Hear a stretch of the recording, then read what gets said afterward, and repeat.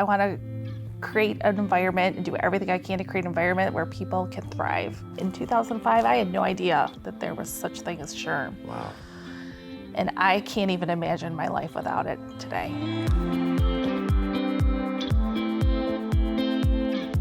So welcome back to the MISHRM Resource Partner Podcast. I'm your host, once again, Greg Coyne with Jerry Weinberg and Associates Sandler Training. And today, my guest is a special one. It is Tracie Wolfe, who is the HR director over at Human Element. They are an e-commerce and technology company based out of Ann Arbor. And she is also the former president of the Livingston area chapter of SHRM, and also the Greater Ann Arbor chapter. So with all of that, welcome, Tracie. Thank you for having me. You're welcome, and I'm glad you were able to come and be here with us. So there's a lot that I wanted to touch on today. Part of it being your experience, both from as an HR professional, but also as an experience from being the president of two different chapters here in the state. And part of it is I bring a lot of guests on. Sometimes it's with that experience that our resource partners need to understand what the HR community is going through, as well as those individual chapters. So what I'd like to find out, first of all, is how did you even get into this HR world? Why don't we start there? Because I'm sure you have a good story behind it. So why don't you start there? It was a postcard. Shut up. What do you mean? A postcard. Okay. I was sitting in my office. Mm-hmm. I didn't know anybody in HR. Got this postcard in the mail, said come to a meeting, meet some HR people and check it out. And I was like, whatever, I threw it to the side of my desk. and then I thought, well, I got nothing else to do. Why don't I go see what this is? And it was the seed that planted Lara. Really? And it was a group of people getting together to talk about starting a new chapter in Livingston County. So it was the postcard. And then I got there, met a few people, and a couple of us decided to have another meeting, and the rest is history. Wow. And then, and quite a bit of history, because a lot of history. You started that chapter, and then you went over to help with the Greater Ann Arbor chapter. So did you, when you started Lara, were you president right away, or did you just? I was treasurer first. Okay. Then I was president-elect, and then I was president, and then I was past president. I spent 6 years on the board there. Wow. I was working out Livingston County. And then I went to work in Ann Arbor, where I worked at Zingerman's for almost 11 years, Jeez. A little over 10 years, and got involved in MISHRM because I was working in Ann Arbor. Sure. And then when I went over to Human Element, they were looking for a president-elect. I thought, you know what, it's time to get back in the swing of it and get back on a board. So listen to you. I love it. Yeah. I love it. And you're like, yeah, just like that. Just sure. I'm so happy I did. Yeah. So here's the thing.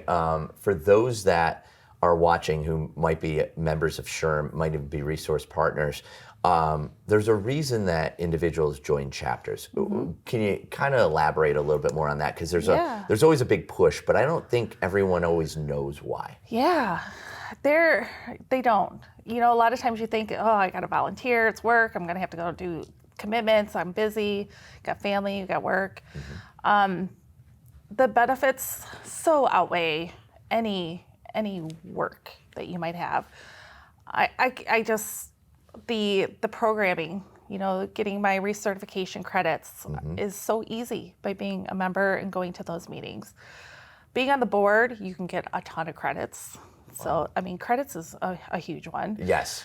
The networking, the friendships, the people, that is the most invaluable thing. The people that I have met, I feel like I have so many people that I can go to and just hang out with. HR needs HR, and I need those people. So there's that. And then, when you're on a board, there's benefits that usually aren't really talked about. Like as president of MISHRM, I got to go to the national conference. Oh, wow. The chapter paid for me to go. I get to go to the MISHRM conference, get my SHRM membership paid. Like there's stuff like that, depending on the chapter. Sure. They have different arrangements. So that there's, a lot of benefits in that way. That is a nice reward. for participating, but the leadership skills that you develop along the way as well, of understanding how board meetings work. Yeah. You know, you can take that to your job. And, you know, you never know when you're going to need some of that stuff. Sure. You're kind of running a little business. It's a nonprofit, but you're running a little business. Yeah. And so that experience can transfer over into your job. I got my job at Zingerman's because of Lara. I was able to meet you through Yes. my resource partnership, but also through MISHRM. Yep. And get to know you better through those relationships and the people involved there. Yeah. I know of a few people that have, because of MISHRM, but also from MISHRM and Lara, that have been able to transition into new jobs or their first job in some respects. Yeah. Olivia being one that I'm aware of. Yes, So, absolutely. so yeah, there's a lot there. Yeah. Here's the flip side of it. So I think a lot of times, just as someone who's been in the resource partner world for a little bit now, I think sometimes we have this great aspect of understanding our product and service and how we might be able to help, but there might be a disconnect with the HR community. So I want to ask this: when a resource partner is approaching an HR professional, or they're looking to go into a new company, or even, well, I'll come to a chapter. I'll circle back on the chapters in a bit. But if they're looking to engage, what are some of the things that they should know in beforehand? Because I'm sure that some people are really quick to want to sell, but they don't quite understand the HR development, all the things that are happening in the background. Yeah, I think it's a great question. My experience with the resource partners thus far has been extraordinary. That's awesome. I mean, I think the critical piece is building relationships, like getting to know you, other resource partners. I feel like I have friendships there. We're not working together. Yeah. Maybe yet, I don't know, but we're not working, but we're hanging out and getting to know each other a lot and getting to know each other on a casual basis. And and I know you ask questions and you're learning about what I do at work and stuff like that, and that's cool. But I think the thing is we're so busy, especially over this pandemic that we've had. Some of us are more busy than others. I got lucky working in a remote environment, but we're busy and juggling so many different things. And when anybody who's trying to sell something to me just comes at me with, hey, do you have time for a chat for me to give you a demo or something? I don't have time for that. I don't. Now, Greg, my friend, calls me. He's like, hey, you want to chat? I'm like, yeah, let's just have coffee. And I love to talk to you. Yeah. We did that not too long ago. Yeah. And then, asking what my pain points are, because any vendor that I have that I need in my little bubble is another arm, an extension of my department. And so I need help. And so if I know like you're going to bring something that's going to make my job a little easier, maybe save me some money, those are the things that I'm looking for. But it really is the relationship piece first. Yeah, I love that. And it's funny, those two key components in terms of understanding and building the relationship, as well as understanding what the problems are that you and others, have to deal with. It's huge components. Yeah. So I hate to do this and pivot to problems, but with regards to chapters, what do you think other than relationships, what do you see as, especially over the last couple of years, the biggest successes for chapters, as well as the biggest challenges for chapters, both now and over the last couple of years? What do you think that's been? Last couple of years. So why don't you start with successes? That we still are here. Yeah, okay. That's number one. We survived it, having to be remote. Yeah. Just like, and everybody in this whole world, you pivot. I think of the Friends episode. There's a I'm laughing because I love it. Google it. I think about the couch going through the stairwell. Watch it if you haven't seen it. That's awesome. I have a feeling a lot of our people watching will know that one. But if you haven't, watch it, please. Pivot. That's the word. That's the word of the pandemic. Yes. So we've had to go remote, Zoom. MISHRM has been fabulous, giving us a Zoom account. They gave out chapter Zoom accounts. Really? Yeah, it was great. That's awesome. And so just having to really change how we interact with each other and how we engage and still be there for each other and continue. So we never missed a beat. We never missed a meeting. It just became on video in your pajama bottoms. I love it.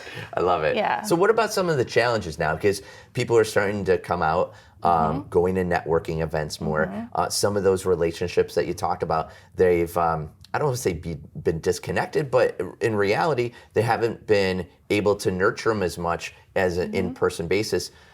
Video is one thing, but I know that a lot of people will say, hey, you can't take away from that in-person involvement. So what's been a couple of the challenges for the chapters?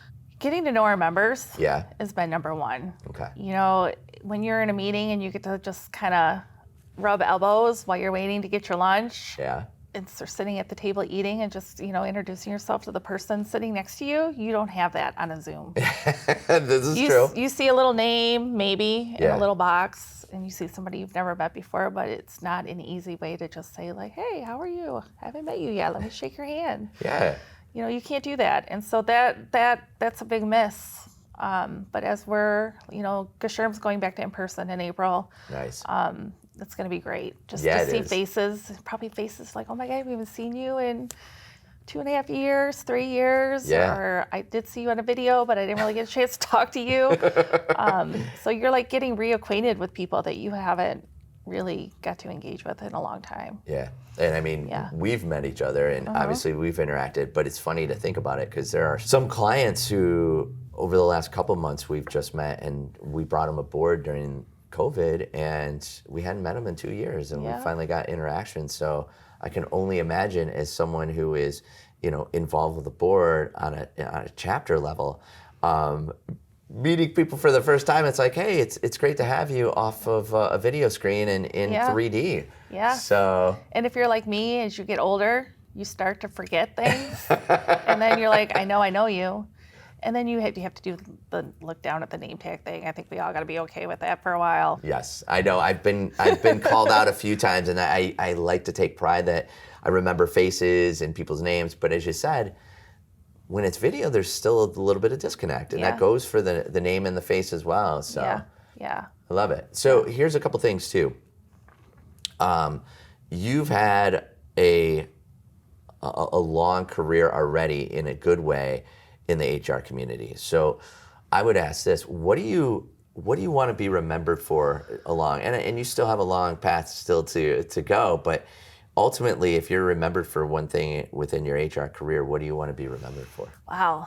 That's a I know, great I got a deep question. question for you. That's deep. One of the things I've been thinking about a little bit lately is when I was at Zingerman's, I had a great opportunity to really work in the Washtenaw community, and I need to do more of that. I have to intentionally start seeking those opportunities out. So it kind of just fell in my lap. I was in the environment for it, but I feel like I did a lot of giving back. Yeah. I would like to be remembered as somebody who would do anything for anybody. I am a supporter of the underdog, and if I can help somebody who is struggling to make ends meet, looking for a job, guess where I'm going to spend the rest of my week? Yeah. Helping that person go find a job. Let's go help you get it. Let's get you an interview. Let's let's go. Yeah. You got to help yourself, but I'm here. I know what hiring managers are looking for. I'll help you out. Let's go. And that's what I did a lot. I did that I did that so much. And I miss it. Yeah. And just, going out and volunteering my time to critique resumes, to practice interviewing, to present on different things that, you want to be in HR. I could talk about that all day. So that's 10 more podcast series. I love it. I will take you up on that. But that's what I would want to remember, that I look at HR from a very compassionate point of view, from a people point of view. I think we all do. I always say I'm not the HR police. I am a collaborator. I want to create an environment and do everything I can to create an environment where people can thrive. And you got to balance employer, employee. But it's not that, it's just work. Yeah. We're just people, giving people the benefit of the doubt and helping people be successful. I love that. And I think that needs to get remembered in terms of that we're not machines. We are people. We are people. So there's one last question that I do want to ask too, and that is, I think it segues really well with what you just talked about, and that is, I'm always looking to get momentum and get the word out about HR, about MISHRM, the chapters. The energy that you bring is huge in terms of pushing that out to people. So what can we do as not only resource partners, but those in the HR community to get the word out about being a resource partner, or the chapters, or the SHRM Foundation, or getting involved with MISHRM? How do we do a better job of that? Yeah, I I know I seem to be asking these deep but philosophical questions, but they're important. It is so important. I don't know. Okay. I think back, I'm going to circle right back to the beginning. I got a postcard in the mail and it was on my desk. How do people get their information? And when we're all so busy, email is an email. It's, and people change jobs. And so, I hate to say it, like, do we go back to like old school mail? I don't know. And we're all at home now, so that's even harder. I think we just all gotta do our part.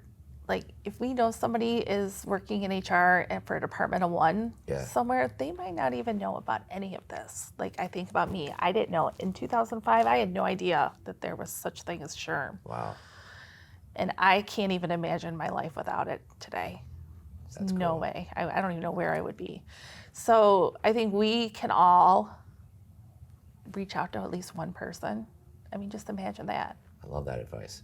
I love it. Well, let me ask you this. Then with that being said, how do people get in touch with you? How do they reach out to you? Yes, please reach out to me. Email me. That's the best way. TWOLFE at human-element.com. Love it. LinkedIn. Catch me on there. Love it. I'll have coffee with anybody. You don't even have to give me the coffee. No, I think that's important. I think Just put it on my calendar. And You're terrible. Or wine.